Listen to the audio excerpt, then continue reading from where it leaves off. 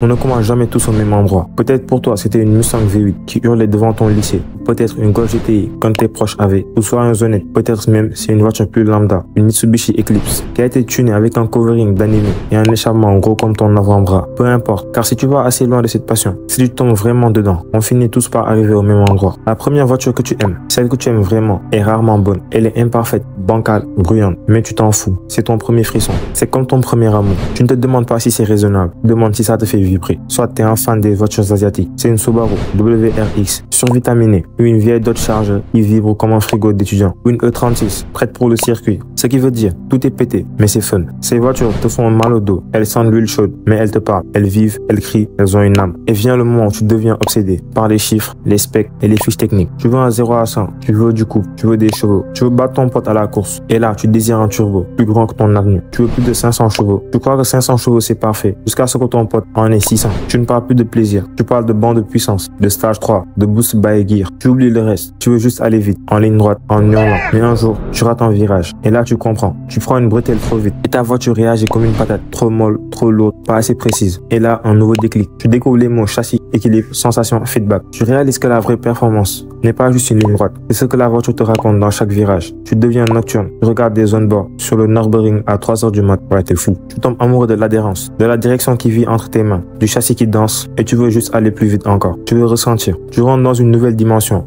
Tu ne veux plus qu'une voiture qui hurle. Tu veux une voiture qui parle tout bas, mais juste pour toi. Tu cherches une machine qui te répond au doigt et à l'œil. Une voiture qui lit dans ton esprit. Pas pour frimer ou pas pour se la farcir, mais pour te connecter à la route comme jamais. Tu veux du répondant, du naturel, pas d'artifice. Et tu finis par tomber sur elle. Tu ne t'y attendais pas. Peut-être tu pensais que c'était une autre Mercedes bling bling, un jeu de millionnaire, un caprice avec des portes longues comme des ailes. Mais tu t'assois, tu démarres et soudain le doute disparaît. Il n'y a pas de feu d'artifice, juste un grondement grave, contenu, maîtrisé. La direction te parle. Le train arrière t'écoute. Le long capot cache un V8 biturbo prêt à exploser. Et il ne le fait que si tu le décides. Ce n'est pas un animal bestial, c'est un gentleman avec des points américains dans la poche. Chaque virage devient une conversation. Chaque accélération, une confidence. Tu ne la pilotes pas, tu danses avec elle. Et tu comprends que la Mercedes AMG GT n'essaie pas de faire du show. Elle n'essaie pas de prouver quoi que ce soit. Elle est là, posée, concentrée, complète. Tu regardes toutes les voitures.